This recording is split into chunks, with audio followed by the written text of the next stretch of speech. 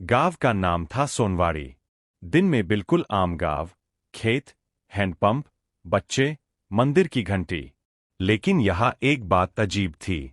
शाम ढलते ही औरतें बाहर निकलना बंद कर देती थीं और मर्द घर लौटते वक्त पीछे मुड़कर नहीं देखते थे। कहते थे, अगर पीछे से कोई आवाज दे तो भी मत मुड़ो, क्योंकि इस गांव में चुड़ैल सामने से नहीं बुलाती। रमेश को इन बातों पर यकीन नहीं था। वो शहर से आया था, स्कूल में मास्टर लगा था, पहली बार पोस्टिंग मिली थी सोनवाड़ी में।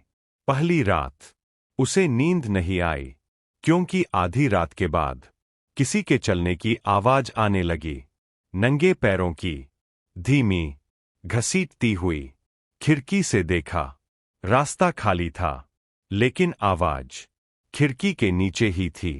अगले दिन गांव की एक बुजुर्ग औरत ने कहा, मास्टर, अगर रात में कोई औरत रोती सुनाई दे तो दिया मत जलाना।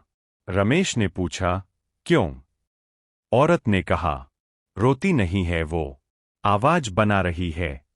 तीसरी रात वो आवाज और पास आ गई, अब रोने के साथ सिसकियों में हंसी भी घुली हुई थी।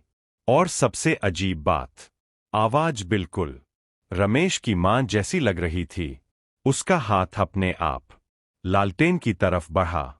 जैसे ही रोशनी जली, आवाज बंद हो गई।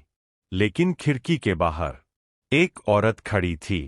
चेहरा ठीक से नहीं दिखा, बाल आगे गिरे हुए थे, लेकिन उसकी गर्दन बहुत ज्यादा मुड़ी हुई थी। उसने बिना मुंह खोले कहा, बेटा। रमेश पीछे हट गया, दरवाजा बंद किया। सांस तेज चल रही थी। पूरी रात दरवाजे के बाहर नाखून घिसटने की आवाज आती रही। सुबह गांव वालों ने बताया, बरसों पहले एक औरत को इसी घर के सामने चुड़ैल कहकर पीट पीट कर मार दिया गया था। मरते वक्त वो चिल्लाई नहीं थी, बस बार बार कह रही थी, मां हूं, मां हूं। उस रात रमेश ने गांव छोड़ने का फैसला किया। लेकिन जाते वक्त बस स्टॉप पर किसी ने पीछे से कहा, इतनी जल्दी क्या है बेटा? वो मुड़ा नहीं, क्योंकि उसे याद आ गया था, पीछे मुड़ोगे तो वो सामने आ जाएगी। बस चली। शीशे में रमेश ने देखा, उसकी अपनी परछाई थोड़ी देर से हिल रही थी, और उसके पीछे एक और परछाई थी, नंगे पैरों वाली। आज भी सोनवाड़ी में लोग कहते हैं, जो आदमी बिना बताए गांव छोड़ जाए, समझ लो वो अकेला नहीं गया।